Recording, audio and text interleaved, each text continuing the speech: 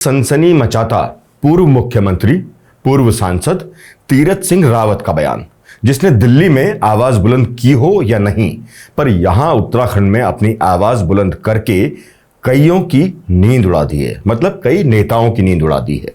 यकीनन भाजपा जैसी अनुशासित राजनीतिक पार्टी में इतना कोई खुलकर बोलता है, ये आमतौर पर सुनाई देता नहीं है। मगर तीरथ ने, जिनको ये मान लिया गया था कि वो अब तीर्थ पर निकल चुके हैं, उन्होंने राजनीति के बड़े बड़े धुरंधरों के होश फाख्ता जरूर कर दिए हैं। वैसे उनके कई बयान विवादों में रहे हैं, पर यह थोड़ा हटके है। जब से केंद्र में बीजेपी सरकार की ताकत कम हुई है, उसके बाद स्थानीय नेताओं ने जिस तरह खुलकर बोलना शुरू किया है, वो बताता है कि बीजेपी के अंदर सब कुछ ठीक चल नहीं रहा है। जिस तरह बीजेपी के अंदर कई नेताओं को साइडलाइन किया गया था या जिनको तवज्जो नहीं दी गई थी, जो सालों से पार्टी के लिए काम कर रहे थे, अब वो खुलकर बोलने लगे हैं। माना जाता है कि केंद्र की सत्ता पर आसीन प्रधानमंत्री नरेंद्र मोदी 10 साल पार्टी के हर फैसले खुद ही लेते रहे। चाहे वो किसी भी प्रदेश का सीएम बदलना हो या नया सीएम बनाना हो, सभी फैसले केंद्रीय स्तर पर हुए। कई प्रदेशों में बीजेपी के दिग्गज नेता किनारे लगाए गए। शिवराज सिंह चौहान मध्य प्रदेश, वसुंधरा राजे राजस्थान, रमन सिंह छत्तीसगढ़ जैसे कई नेता इस लिस्ट में शामिल हैं। इतना ही नहीं, छोटा हो या बड़ा, हर चुनाव उन्हीं के नाम पर लड़ा गया। मतलब नरेंद्र मोदी के नाम पर लड़ा गया। यह बताता है कि पिछले 10 साल बीजेपी का पूरा पावर सेंटर ना भाजपा आलाकमान, सिर्फ नरेंद्र मोदी ही बने रहे। हर पोस्टर में नरेंद्र मोदी ही दिखाई दिए। सरकार से इतर जिन फैसलों में संगठन की सुनी जाती थी, वो भी शायद इस बीच सुनी गई नहीं। अब केंद्र में गठबंधन की सरकार यानी एनडीए की सरकार है और नरेंद्र मोदी निश्चित रूप से उतने ताकतवर रह नहीं गए हैं जितना वो पहले थे। पहले जिस तरह फैसले नरेंद्र मोदी लेते थे, अब उस तरह के फैसले लेना इतना आसान उनके लिए होगा नहीं। ऊपर से रही सही कसर 7 राज्यों में हुए उपचुनाव के नतीजों ने पूरी कर दी है, जिसमें हुए चुनाव में 13 में से 10 सीट इंडिया गठबंधन जीतने में कामयाब हुआ है।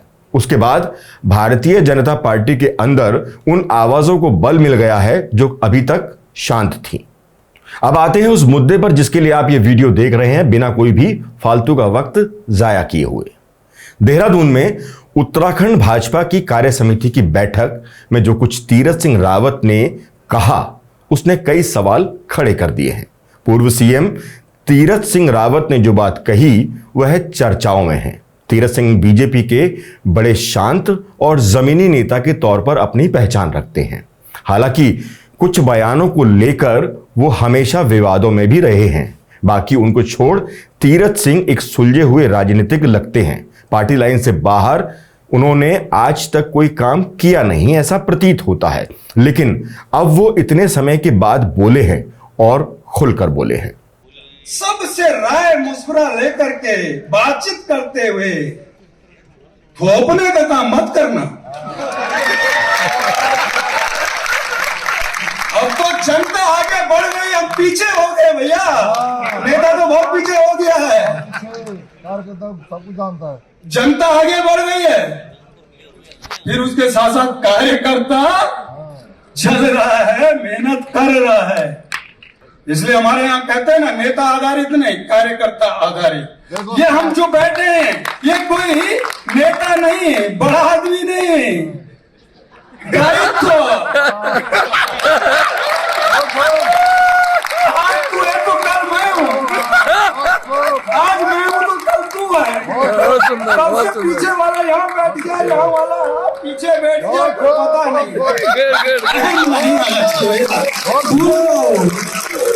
कहीं भी बैठो, ये जमीन मत छोड़ो, एक बार करता मत भूलो, जमीन मत छोड़ो, जमीन ये है।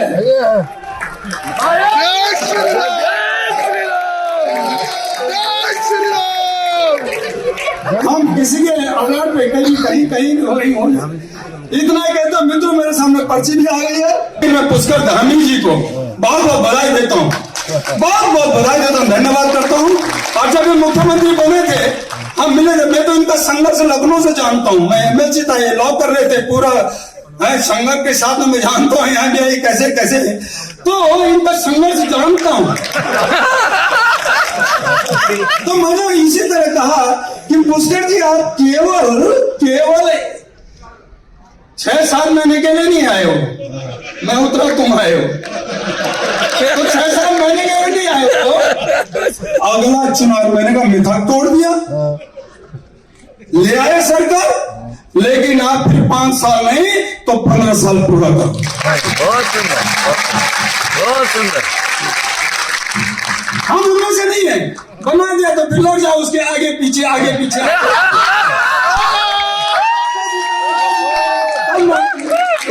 अब भूल जाओ, बहुत सुंदर। आना होगा तो अपने आप आ जाओगे, ये भाग्य जो लेके आए होगे, प्रारब्ध जो लिखा होगा उसको कोई मिटा नहीं सकता।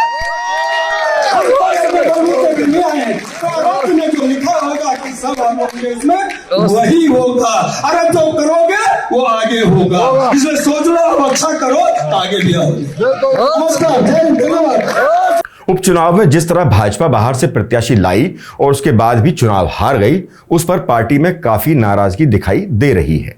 कार्य समिति की बैठक में पूर्व चीफ मिनिस्टर व पूर्व सांसद तीरथ सिंह रावत ने उपचुनाव में हार को लेकर कहा कि प्रत्याशी का चयन सही हुआ नहीं। उन्होंने इतना तक कहा कि मैंने पहले भी इस बारे में संकेत दिया था। तीरथ सिंह ने साफ साफ कहा कि प्रदेश में कार्यकर्ताओं को सही सम्मान नहीं मिल रहा है।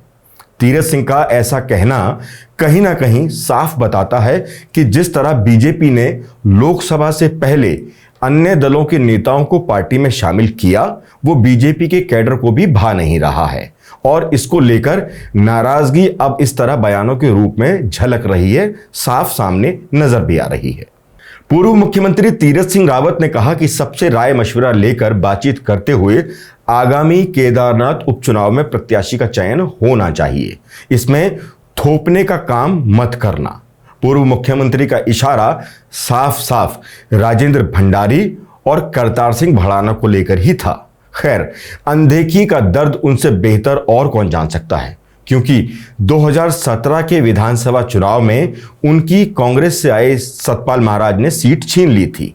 फिर उसके बाद पौड़ी लोकसभा से उनकी जगह अनिल बलूनी को पार्टी ने चुनाव मैदान में उतार दिया। हालांकि इस बीच कुछ महीने के लिए उनको सीएम पद भी दिया गया, लेकिन वहां से भी उनकी विदाई जल्द ही कर दी गई।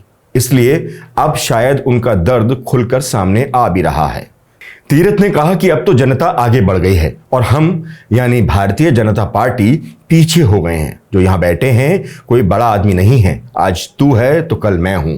सबसे पीछे वाले आगे आ जाएं और आगे वाले पीछे कब चले जाएं कोई कह नहीं सकता। इसलिए कहीं भी बैठो जमीन मत छोड़ो, अहम यानी घमंड नहीं आना चाहिए। इशारों इशारों में तीरथ सिंह रावत ने कई संकेत दिए हैं। उनका इशारा किस तरफ है समझने वाले इसको अच्छी तरह समझ भी रहे हैं। तीरथ के बयानों ने कई सवालों को जन्म दे दिया है, जो बता रहा है कि पार्टी के अंदर सब कुछ ठीक चल नहीं रहा है। तीरथ सिंह का यह बयान सिर्फ राजेंद्र भंडारी और भड़ाना पर नहीं था, बल्कि उन लोगों पर भी था जो इनकी पैरवी कर उनको पार्टी में लाए थे। तीरथ सिंह के बयान के बाद आने वाले अच्छे दिनों की आस से भाजपा में शामिल हुए दिनेश धनई, मनीष खंडूरी, दिनेश अग्रवाल, केशर सिंह नेगी, नवल किशोर, विजयपाल सिंह सजवाण, अनुकृति गुसाई रावत और शैलेंद्र रावत जैसे नेताओं की यकीनन नींद उड़ ही गई होगी। इन बातों और बयानों के बाद अब क्या बीजेपी अपनी रणनीति में कोई बड़ा बदलाव करेगी या फिर तीरथ सिंह की बात को अनसुना कर दिया जाएगा, ये तो भविष्य के गर्त में है। तीरथ के इस बयान को हल्के में गर लिया भी जाता है तो यह भाजपा के लिए अच्छा संकेत तो कम से कम बिल्कुल भी नहीं है। उत्तराखंड में तो नहीं है, क्योंकि 2027 का रण भी ज्यादा दूर है नहीं और आयातित नेताओं की फेहरिस्त बड़ी लंबी है। अगर भाजपा का काडर और कार्यकर्ता ही रुष्ट हो गए तो भाजपा ने जो इतिहास 2 बार लगातार प्रचंड बहुमत से सरकार बनाकर बनाया था, वो तीसरे टर्म में धूमिल होने में देर लगेगी नहीं। वैसे बीजेपी कभी संगठन के बूते पर ही चलती थी, मगर 2014 के बाद बीजेपी में सिर्फ मोदी मोदी का ही नारा गूंजा, जबकि पूर्व प्रधानमंत्री और भाजपा के दिवंगत नेता अटल बिहारी वाजपेयी तक के समय में देखा जाता था कि सरकार संगठन के कार्यों में ज्यादा हस्तक्षेप करती नहीं थी। लेकिन 14 के बाद जिस तरह से पार्टी के अंदर मोदी का कद बढ़ा, उसके सामने संगठन बौना होता दिखाई दिया। माना यह जाता है कि पार्टी और सरकार से लेकर संगठन स्तर के फैसले भी ज्यादातर मोदी और उनके चाणक्य कहे जाने वाले अमित शाह ही लेते रहे। अब केंद्र में उतनी मजबूत स्थिति में ना होने के कारण वो नाराज आवाजें खुलकर सुनाई दे रही हैं। बीजेपी में सबसे बड़ी हलचल और धड़ेबाजी इस समय यूपी में दिखाई दे रही है, जहां एक धड़े ने यूपी सीएम योगी आदित्यनाथ के खिलाफ मोर्चा खोल रखा है, जिसके बाद यूपी में नेतृत्व परिवर्तन जैसी सुगबुगाहट होने लगी है।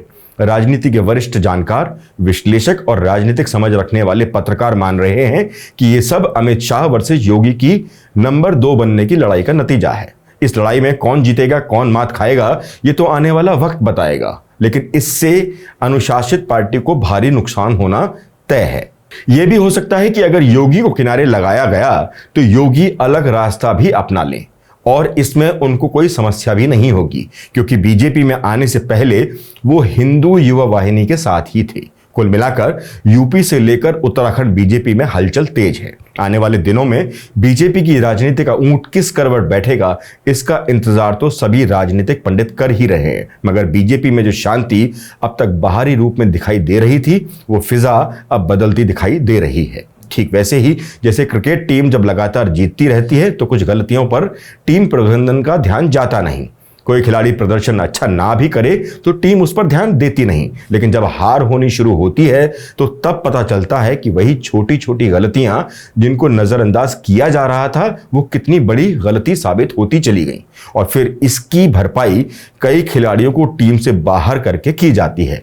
कई बार कप्तान भी बदले जाते हैं और कई प्रमुख खिलाड़ी भी। बस ऐसा ही राजनीति में भी होता है, जब कोई बड़े खिलाड़ी यानी मंत्री बदले जाते हैं और कोई कप्तान यानी प्रदेश के मुख्यमंत्री बदले जाते हैं, क्योंकि राजनीति और क्रिकेट में सिर्फ रणनीति और रणनीति का ही बस मामूली सा फर्क होता है। बस समझने की जरूरत है। फिलहाल इस वीडियो में बस इतना ही। नमस्कार।